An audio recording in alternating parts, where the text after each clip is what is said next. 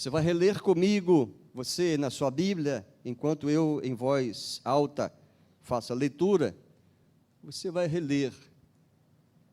Creio que a parábola a mais conhecida, a mais famosa, e de uma expressão profunda, ensinamentos preciosos, a parábola do filho perdido, também conhecida como a parábola do filho pródigo. Lucas 15, verso 11, diz que Jesus continuou.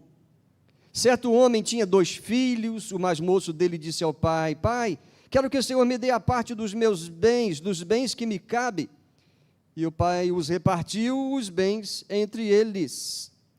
Passados não muitos dias, o filho mais moço, ajuntando tudo o que era seu, partiu para uma terra distante e lá desperdiçou todos os seus bens, vivendo de forma desenfreada.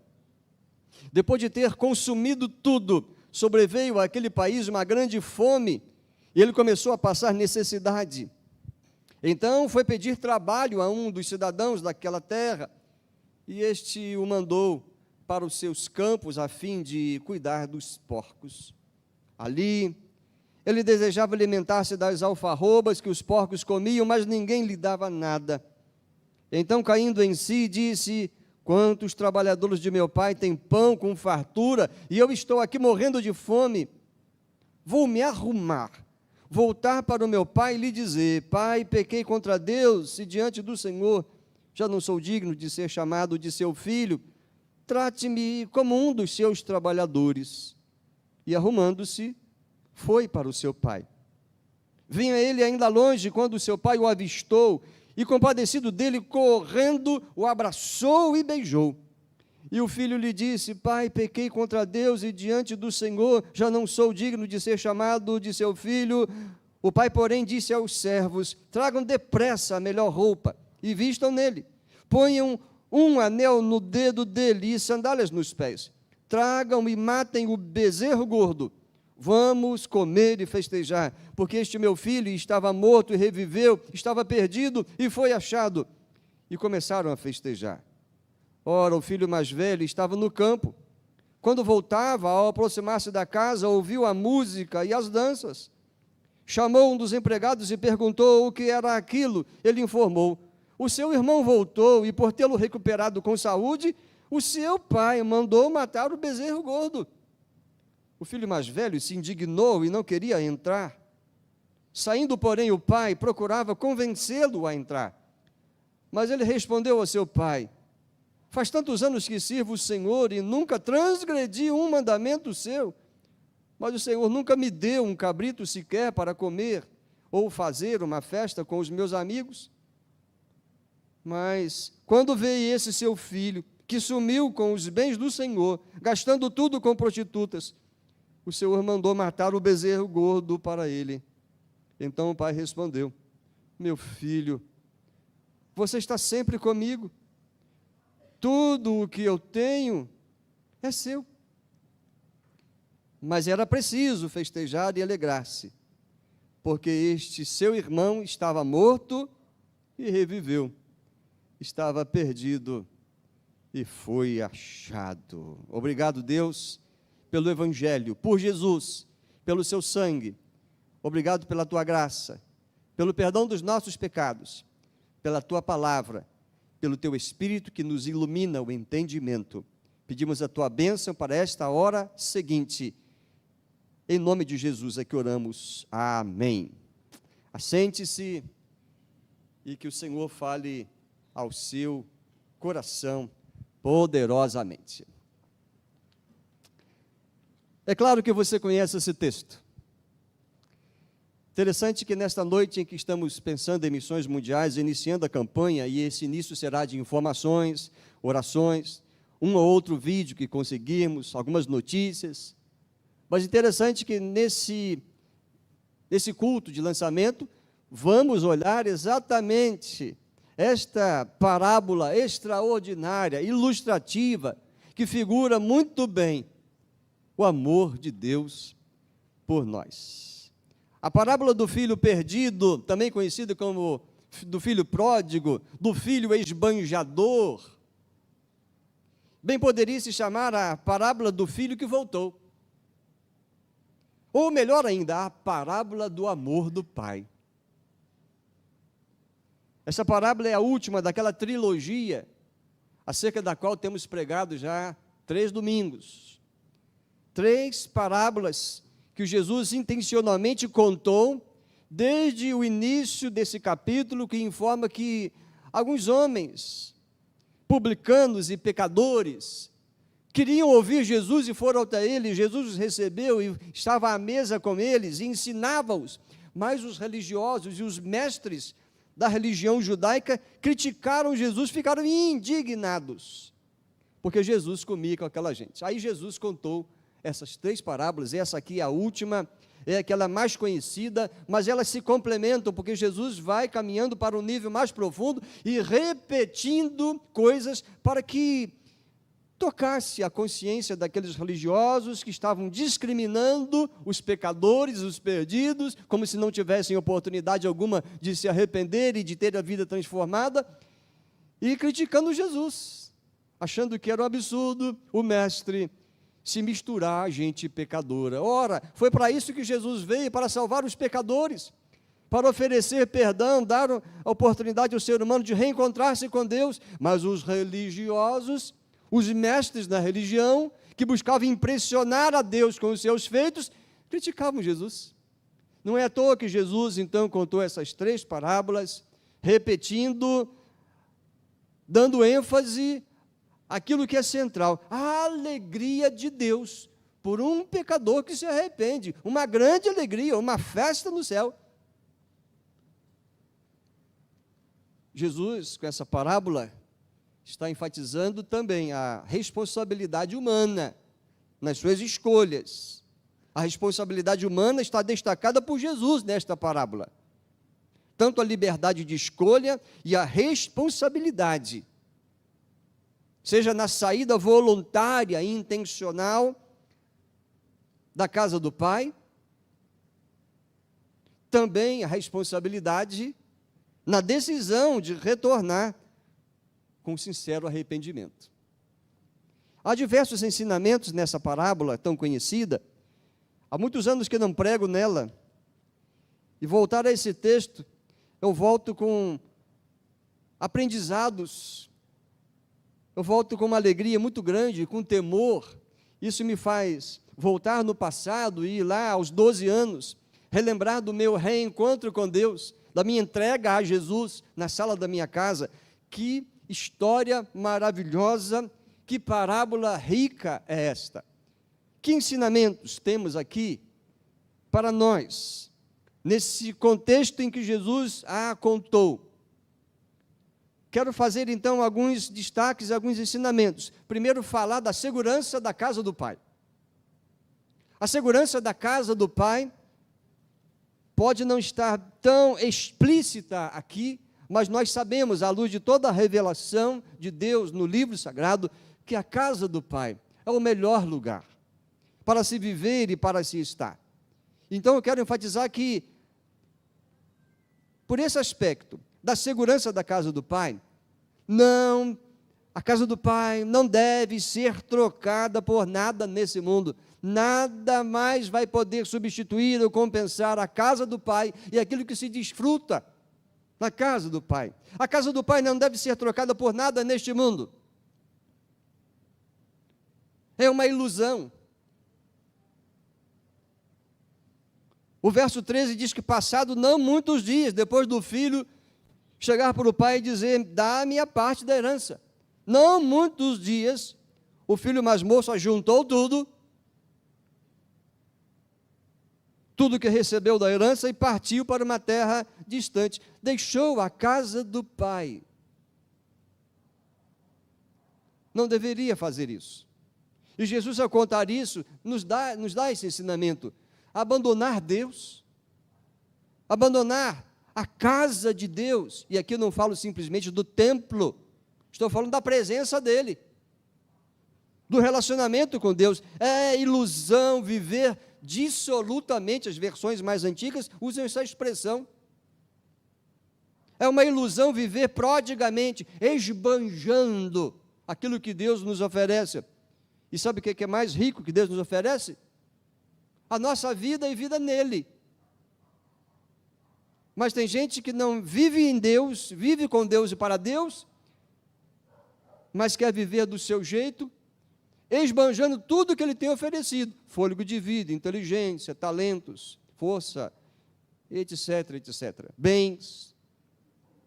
É ilusão viver de forma desenfreada. Nessa minha versão, Nova Almeida atualizada, no verso 13, diz lá: ele viveu por um tempo de forma desenfreada. Aquilo que ele ajuntou, ele esbanjou, sem freio algum. Ele desperdiçou tudo. Ajuntou tudo, para depois dissipar, desperdiçar. Gastou tudo, seguindo a sua ilusão de uma vida feliz, em liberdade, longe dos olhos do Pai, longe da casa do Pai. Aqui podemos ter, por exemplo, um conceito de pecado. Deixe-me ler aquilo que eu extraí da Bíblia Vida Nova, nota de rodapé, um dos conceitos de pecado. O pecado consiste em gastar os bens criados por Deus e emprestados a nós, seja corpo, tempo, saúde, mente, coisas materiais, etc. Gastar tudo isso sem gratidão ou pensamento na responsabilidade da mordomia de tudo. Pecado tem como uma definição isso aqui. Claro que pecado é errar o propósito de Deus, é estar fora de Deus e da sua vontade, é contrariar a Deus, é viver em rebeldia, em rebelião contra Deus. E isso se manifesta de muitas formas. Aqui está um exemplo, bem prático, inclusive. É preciso que se aprenda a ser grato e não egoísta. E eu estou falando aqui da gratidão a Deus, que nos dá tudo. Tudo o que precisamos, além até do que precisamos. É necessário pensar na eternidade e não viver só para o momento presente ou pensando até a velhice. Estamos falando aqui que a segurança da casa do Pai é algo que não deve ser trocado por nada neste mundo. E este filho mais moço trocou. Mas também quero destacar um outro ensinamento a partir desta parábola, aplicando para nós. Sabe qual é a maior alegria da casa do Pai? A maior alegria da casa do Pai é o próprio Pai. Não são as coisas simplesmente, mas o próprio Pai. Ter um Pai próximo, um Pai presente, um Pai provedor, uma companhia inspiradora, um amor provedor, um poder protetor, sábios conselhos, um exemplo perfeito. É a melhor coisa da casa do Pai, é o próprio Pai. É uma delícia, é uma alegria, é a própria felicidade, nós termos comunhão com o Pai. Não é tanto as coisas materiais que Ele possa nos dar e que nos dá, mas é Ele mesmo, nos aceitar no seu colo, afagar o nosso coração, enxugar as nossas lágrimas, nos dar esperança, nos dar encorajamento. O que pode substituir aqui neste mundo? O próprio Pai, esse amoroso Pai, esse cuidado dEle em nossas vidas. É uma desonra grosseira abandonar o Pai. É quase que uma redundância. Desonra grosseira. Não tem desonra que não seja grosseira, né? Mas é só para enfatizar, deixar a casa do Pai, abandonar a casa do Pai, isso significou virar as costas para Ele, que ama de forma perfeita.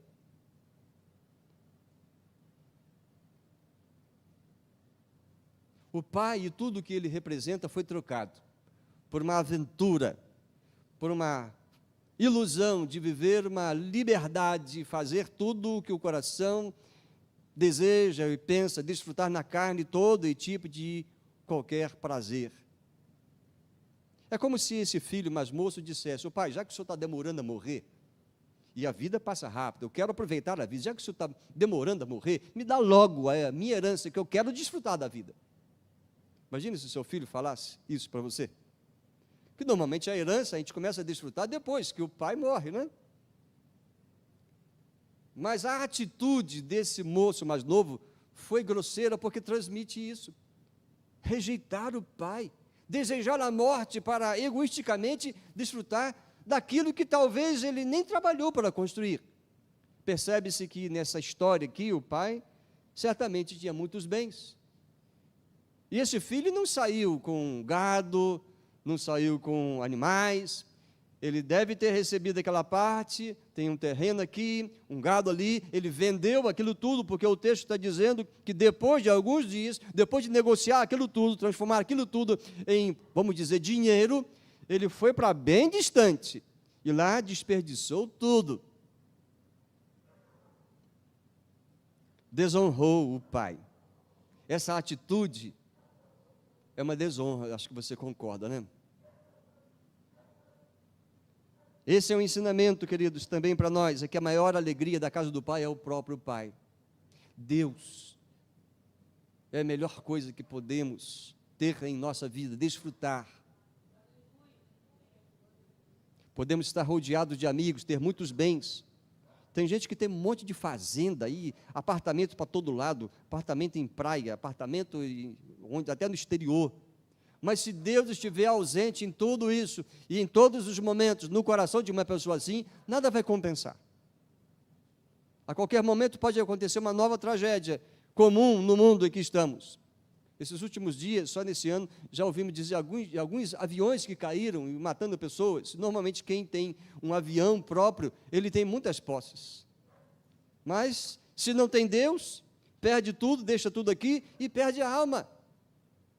Não promove alegria no céu, vai ser só tristeza aqui na terra e tristeza, remorso, ranger de dente por toda a eternidade. Mas eu quero dizer de uma outra coisa, é que a casa do Pai, quando desprezada, acarretará esse desprezo, os maiores sofrimentos e angústias que o ser humano pode experimentar. Despreza a casa do Pai, despreza o Pai, o que resta, o que se há de receber, são os maiores sofrimentos e angústias. Tente se colocar na pele desse filho mais moço da parábola. Imagine agora sem nada, imagine ele na pobreza, ele agora não tem nada digno para comer, não tem a mesa farta que a casa do pai lhe proporcionava, ele não tem agora os seus amigos, ele não tem ninguém, e aquilo que ele deseja para saciar a sua necessidade mais urgente é comer a comida dos porcos, mas ele não pode, porque ele tem a consciência, mas isso é contra os princípios que eu recebi até da fé em Deus.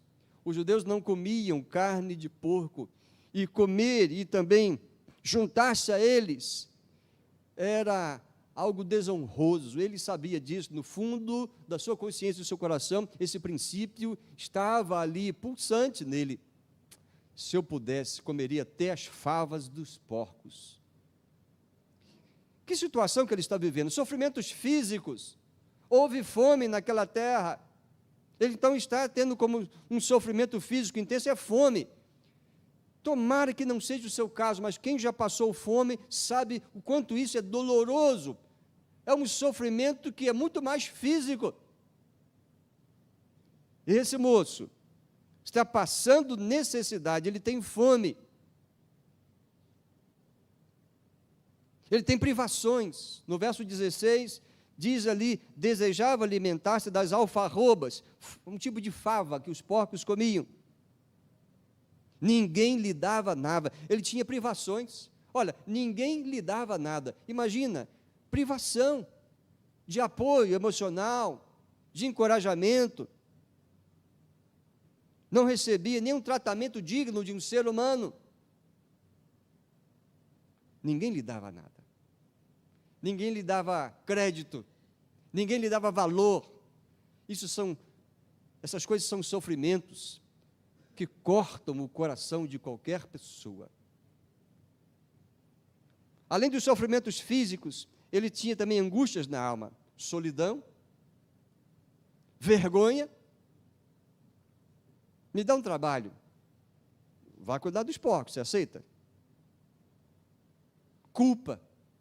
Para que eu fui deixar a casa do pai? Nessa hora os trabalhadores lá, os jornaleiros, às vezes usa-se essa expressão, os empregados do meu pai, os empregados do meu pai, eles têm tudo de bom, não lhe faltam alimento, coisas gostosas.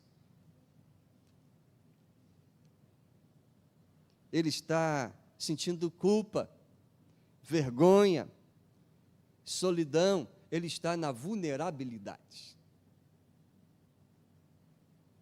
Chegou a tal estado de ter como companhias os porcos e desejava comer aquelas favas. Tinha que se adaptar àquela situação a qual ele mesmo se colocara. Há uma condição para a qual ele não fora criado. Ele não foi criado para aquela condição. Assim como Deus não nos criou para vivermos numa condição assim, de miserabilidade, de um sofrimento de corpo e alma, por causa dos nossos pecados, ingratidão, rebeldia, desprezo. Deus não nos criou para isso. Ele nos criou para coisas excelentes. Mas pela nossa má escolha, amando mais a nós, a esse mundo, saímos da casa do Pai, saímos da companhia dEle, e vamos nos aventurar. Temos essa liberdade? Temos, mas as consequências em que acarretam essa decisão, as consequências não são nada boas. Não aceite viver nessa condição longe do Pai, queridos. Ninguém, não aceite viver nessa condição, afundados, amarrados no pecado, sofrendo esse tipo de angústias e vergonha e culpa. Você não precisa viver assim. E se sente assim, reaja, porque Deus não quer que você termine assim. Talvez você conheça muitas pessoas que chegaram ao fundo do poço, na vida financeira, familiar, emocional, moral, espiritual, mas caindo em si, ouvindo da oferta do perdão e do amor de Deus, tomaram uma decisão de em Deus receber dele o perdão e com a bênção e poder ele reescrever a sua vida. Conheço muitas pessoas, já ouvi de muitas histórias, as mais impactantes, até algumas mais particulares, da própria família. Não preciso ilustrar aqui, não separei nenhum testemunho assim, mas certamente você sabe, talvez essa seja a história de alguém aqui. Perceba, queridos, que essa parábola, a primeira parte é pequena. A maior parte do texto dessa parábola que Jesus contou é usada para destacar o arrependimento do filho e principalmente o reencontro com o pai.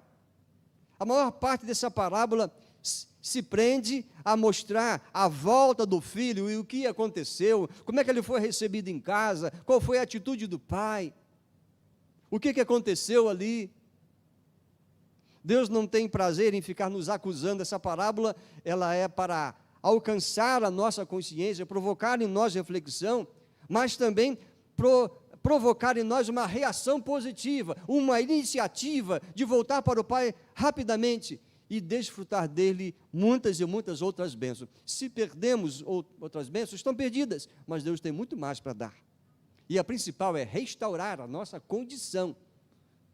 Agora não mais caídos e derrotados e condenados ao inferno, mas agora reconduzidos ao Pai. Ele nos aceita como filhos, nos cobre de promessas e por fim nos receberá na sua glória. Essa parábola é maravilhosa. O que isso significa, queridos? O que significa para você? O que implica essa atitude do filho imediatamente cair em si e decidir, vou voltar para a casa do pai, vou falar com ele que eu pequei. Pequei contra o Senhor e contra Deus. Algumas expressões tiram, às vezes, até a expressão Deus, porque os judeus assim usavam muito respeitosamente o nome de Deus, então uma vez coloca, pequei contra o céu e contra o Senhor. E com esse pensamento sincero, com sincero arrependimento, voltando-se à casa do Pai, o Pai não lança fora, o Pai não castiga, mas Ele diz, perdoados são os seus pecados. Vamos celebrar juntos. Vamos marcar esse reencontro com uma grande festa. E a festa acontece no céu e também no coração do pecador arrependido. É um alívio, é uma libertação, não há mais medo e culpa, há agora paz, uma alegria e um entusiasmo novo. E quem passa por essa experiência de estar longe do Pai e voltar e ser aceito, jamais vai querer sair e se aventurar novamente pelo mundo afora.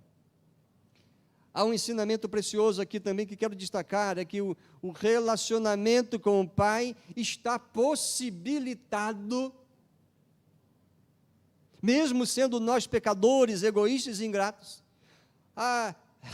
O reatar do relacionamento com o Pai está possibilitado.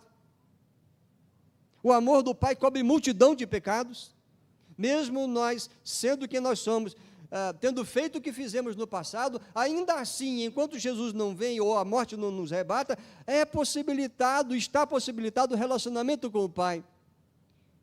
Eu conheço pessoas que se afundaram tanto que dizem, Deus nem deve se lembrar de mim, eu tenho uma profunda vergonha da minha família, de todo mundo, eu quero sumir, Deus deve me odiar. Engano. Por mais fundo que possamos ir no pecado, na imoralidade, na ingratidão, na rebeldia e rebelião, o relacionamento ainda está possibilitado.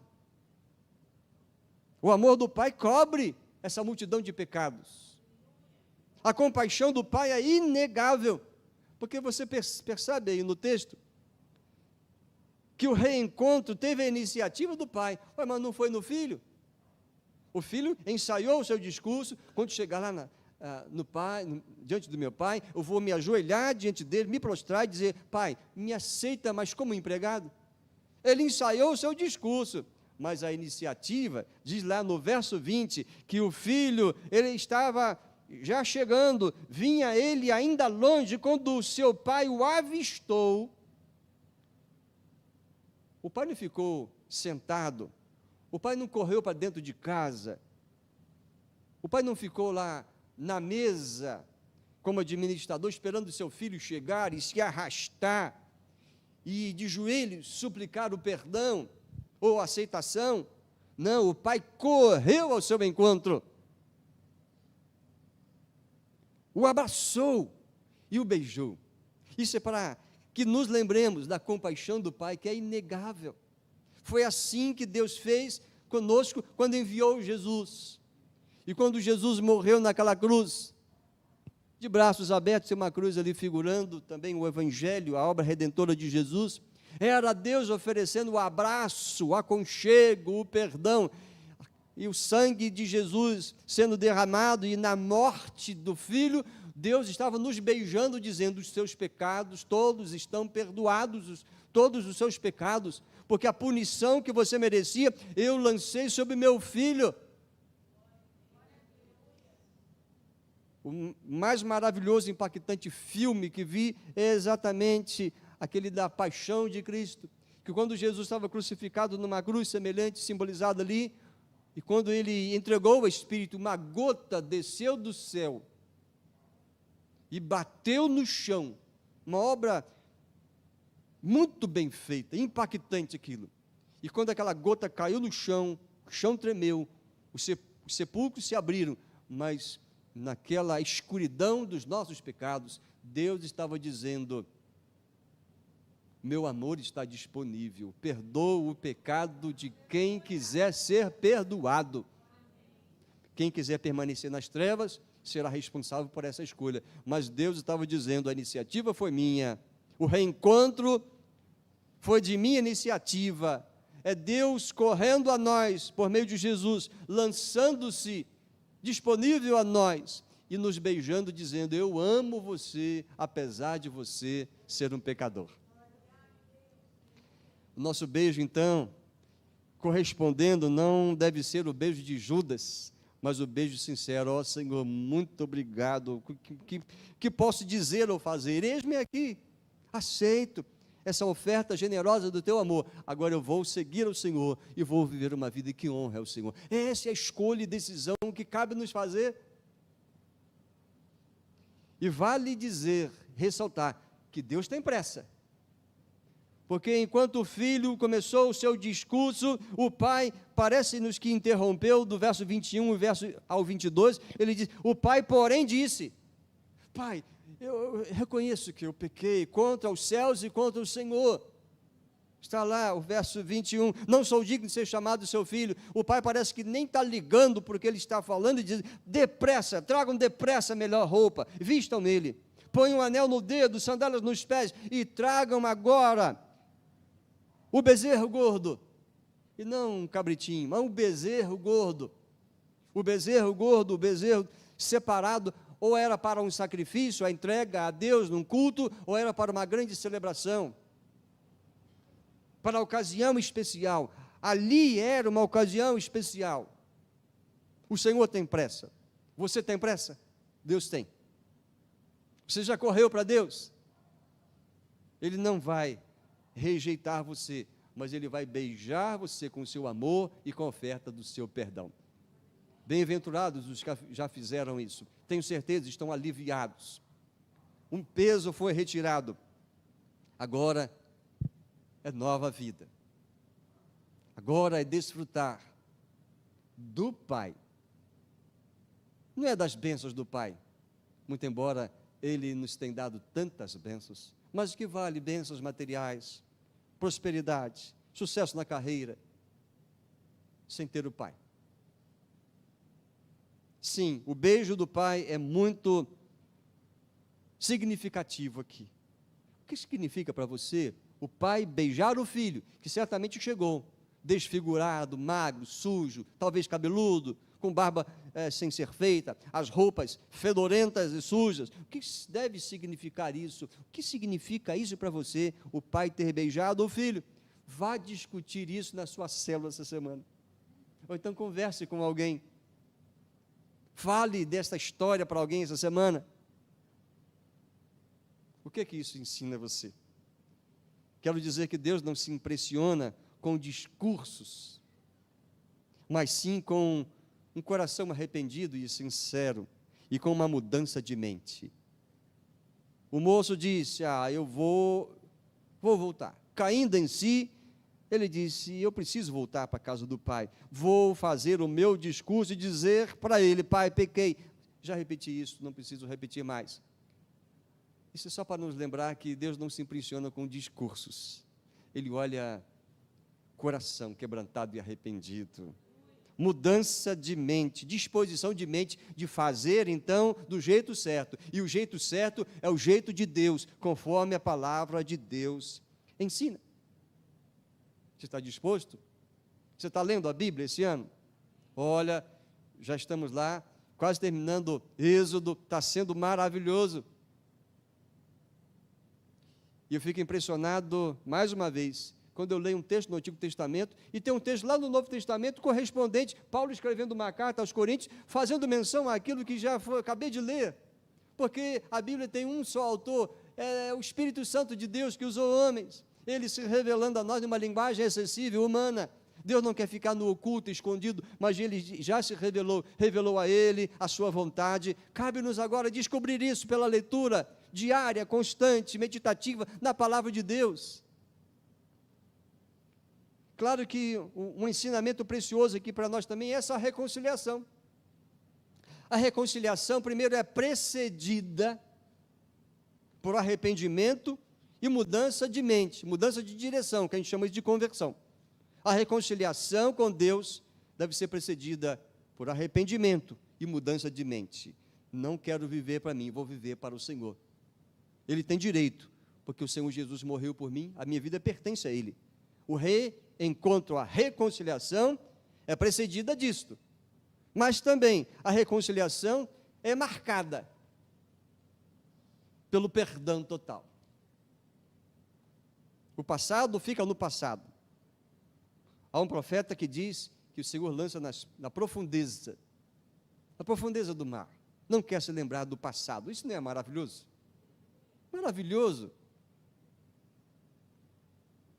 Se pudéssemos ter alguém que fizesse isso com dívidas, tem umas dívidas que estão aí rolando para diversas pessoas, seria tão bom. Esquenta a cabeça não, está pago. No sentido espiritual, queridos, Deus faz isso infinitamente melhor e perfeito. Perdão total. A reconciliação tem a marca do perdão. Se ele fala, está resolvido, está resolvido. Mas também a reconciliação é seguida de restauração da posição, e por uma alegria, eu chamaria regozijante, também uma redundância de propósito. A reconciliação é seguida por restauração de posição e uma alegria transbordante. Tragam depressa a melhor roupa. É meu filho. Coloca o anel no dedo. Restituição daquilo que ele abriu mão. Não ia ter herança, certamente a herança dele já foi. O irmão mais velho tinha direito a duplicada herança por ser primogênito. Mas agora o filho, para quê? Bens, ele já aprendeu que a melhor coisa é o pai. E agora o pai está dizendo, põe anel no dedo. Ele não é um filho renegado, é meu filho recebido, perdoado, recebo de volta. E põe sandálias nos pés. Ele não é empregado coisa nenhuma. É até que ele queria, mas ele é meu filho. O escravo, o empregado, não usava sandália, mas o filho, sim. Reconciliação segue-se de restauração e também alegria. Matem o bezerro gordo. Não é um cabrito qualquer. Coisa que o irmão mais velho diz, nenhum cabrito o Senhor me deu. Era um animal comum, insignificante, de pouco valor. O filho mais velho reclama daquilo que ele podia estar usufruindo. Mas o pai não poupa o melhor, porque o pai é todo amor. Vamos comer e festejar. Por isso que Jesus contou nas 3 parábolas, no final dela, há alegria no céu por um pecador que se arrepende. A reconciliação com Deus é urgente, necessária, possível. E é a alegria de Deus. Mas eu quero pontuar em último lugar desses ensinamentos, é que a casa do Pai é ambiente especial, e que temos que valorizar e desfrutar mesmo. A casa do Pai é ambiente especial, é ambiente para relacionamento intenso, e não serviço escravizante. Relacionamento intenso. Servir faz parte, mas não é a coisa mais importante. A casa do Pai é lugar de relacionamento, ambiente de relacionamento intenso. É todo dia, manhã, tarde, noite, madrugada, intenso. Abundante alegria no acolhimento do perdido arrependido. Abundante alegria. Por isso que os nossos cânticos, na sua grande maioria, são cânticos de adoração alegre. Mas há oportunidade e lugar para um cântico que nos faz enxergar e refletir dos nossos pecados. Mas, de uma forma geral, quando nós adoramos na casa de Deus, são cânticos alegres e festivos. Uma vez eu participei de uma ceia do Senhor, era seminarista, e o pastor pediu a ministra, e eu escolhi um hino mais tocante, um hino mais reflexivo, e que nos fazia envergonhar diante de Deus. E foi muito edificante aquela ceia, obviamente. Mas, ao final, uma ou outra pessoa, eu lembro de uma irmã que já faleceu, ela disse, foi muito boa a ceia, mas sabe, eu gosto da ceia com cânticos alegres, com um hino alegre. Porque o Senhor Jesus nos deu algo extraordinário, que deve ser celebrado. Eu gosto da ceia alegre, e não ficar pensando só na morte, mas pensar na vida abundante, na ressurreição, na volta de Jesus. Então a ceia tem que ter essa marca da alegria. Eu falei, está muito bem, minha irmã, a irmã está certa. De vez em quando a gente vai celebrar a ceia mais contritos, mas bom é terminar a celebração da ceia do Senhor com alegria, com aquela celebração que é voltada para a vitória de Jesus e a nossa junto com Ele. Eu concordei com aquela irmã, e eu lembro, a partir dessa parábola, que a casa do Pai é um ambiente especial, é o ambiente da celebração, da vida e da libertação, ao contrário das festas mesquinhas das riquezas, dos lucros financeiros, festas celebradas com álcool, com gula e até com imoralidade. A casa do Pai é o ambiente para celebrar a vida e a libertação. Para terminar, a pergunta para você pensar e discutir com alguém depois. Qual dos filhos da parábola pecou contra o pai? O filho mais moço ou o filho mais velho? Qual dos dois filhos pecou contra o pai? A resposta pode parecer óbvia, mas mesmo assim, os dois filhos pecaram à sua maneira. Ambos pecaram. E você sabe que Jesus contou essa parábola para alcançar tanto os pecadores e publicanos que procuravam ouvir Jesus e foram ouvir de Jesus as verdades que precisavam ser ouvidas, mas Jesus também contou essa parábola para ensinar os fariseus e os mestres da lei, os doutores da religião judaica. Cada um dos dois filhos representam esses dois grupos. Cada um pecou à sua maneira.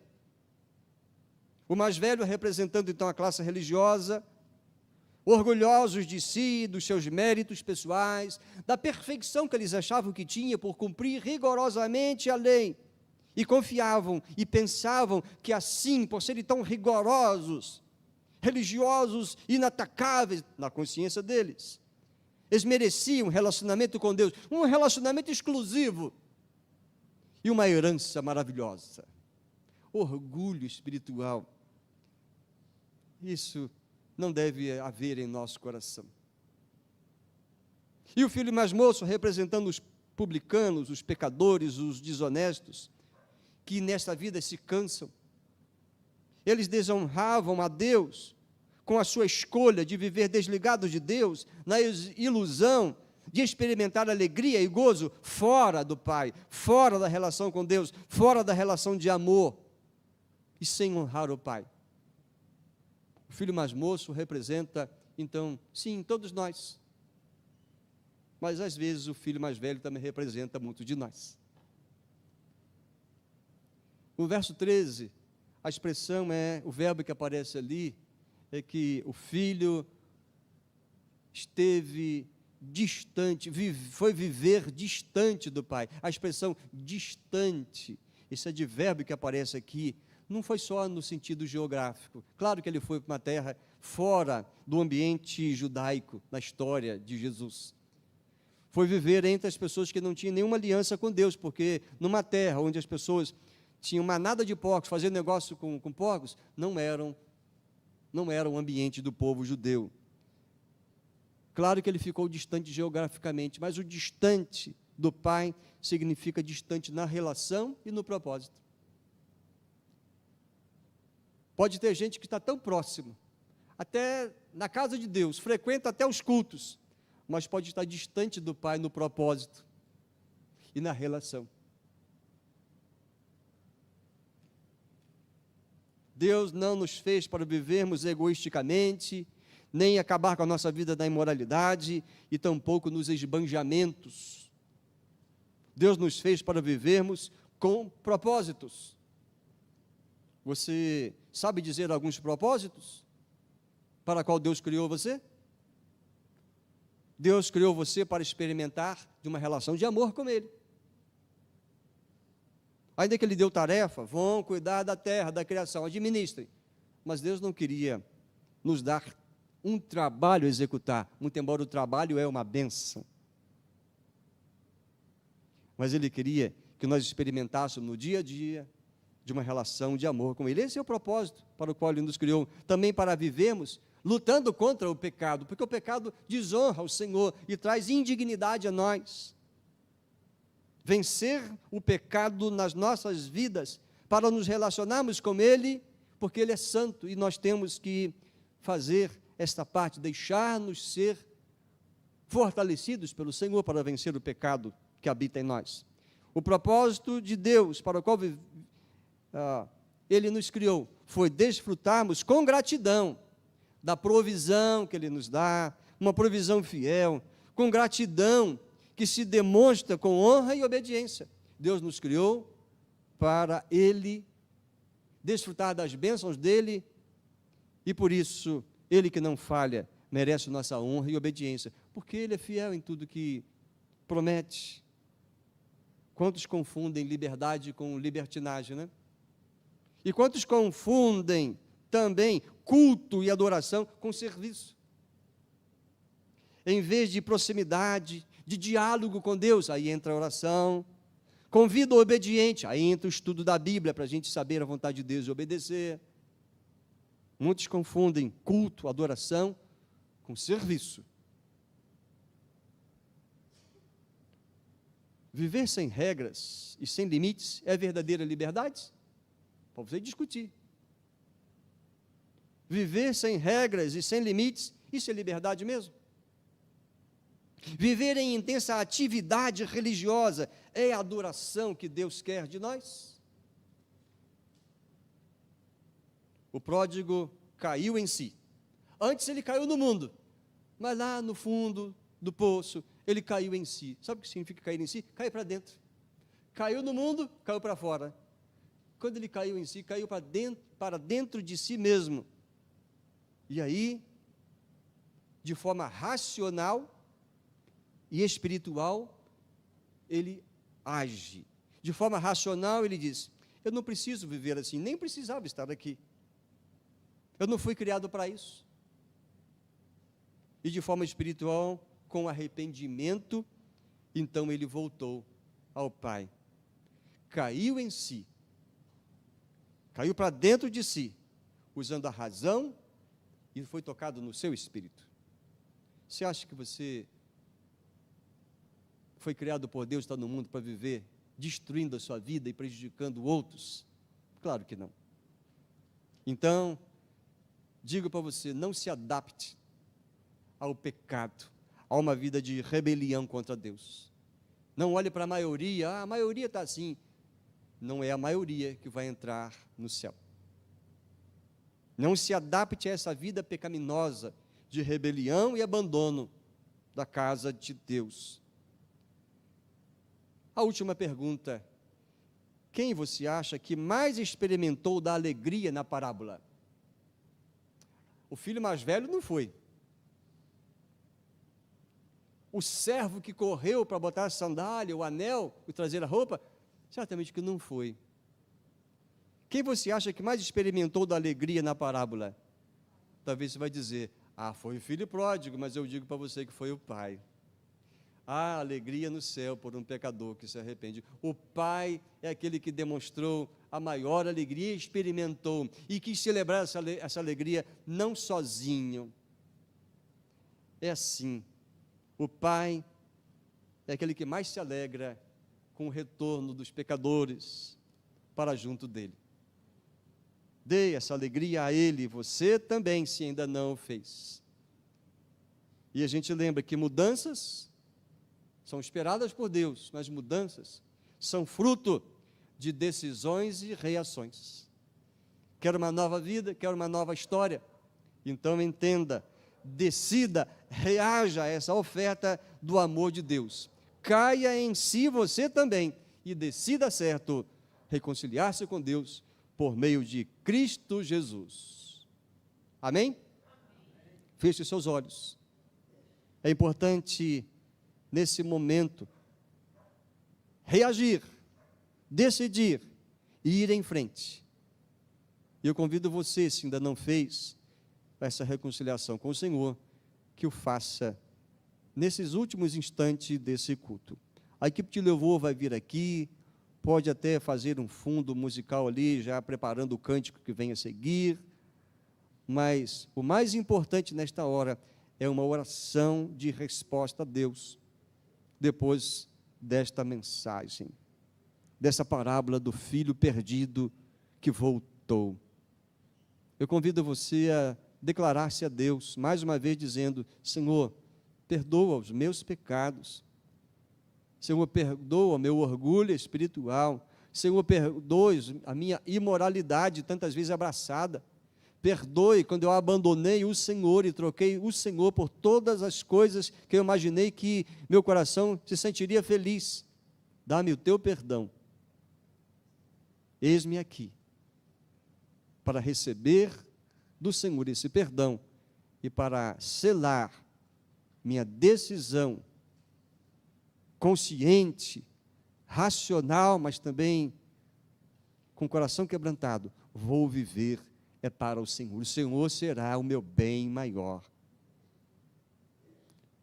Faça a sua oração com suas palavras, enquanto eu oro nesse instante. Ó Deus, essa tua palavra é clara, objetiva, amorosa, impactante, que ela cumpra os seus propósitos para cada um aqui nesta noite.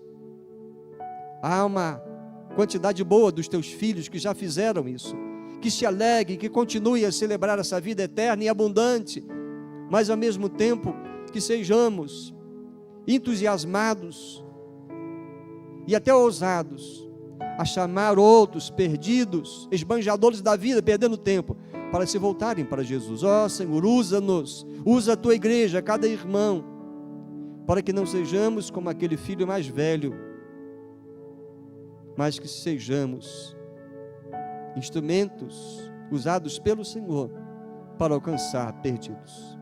E se alguém nesta noite, ouvindo esta mensagem, assistindo esse vídeo, que entende esse amor do Senhor, convencido pelo Espírito Santo e entregando-se agora, pedindo perdão, ó Senhor, ministra sobre esta pessoa, o perdão, a libertação total de todo laço que prende, e concede o selo do Espírito Santo, que marca esta vida como propriedade do Senhor para todo sempre, e que a tua igreja celebre isto, que ainda que fosse apenas um arrependido, uma conversão, ainda assim queremos celebrar junto do Senhor um arrependimento apenas.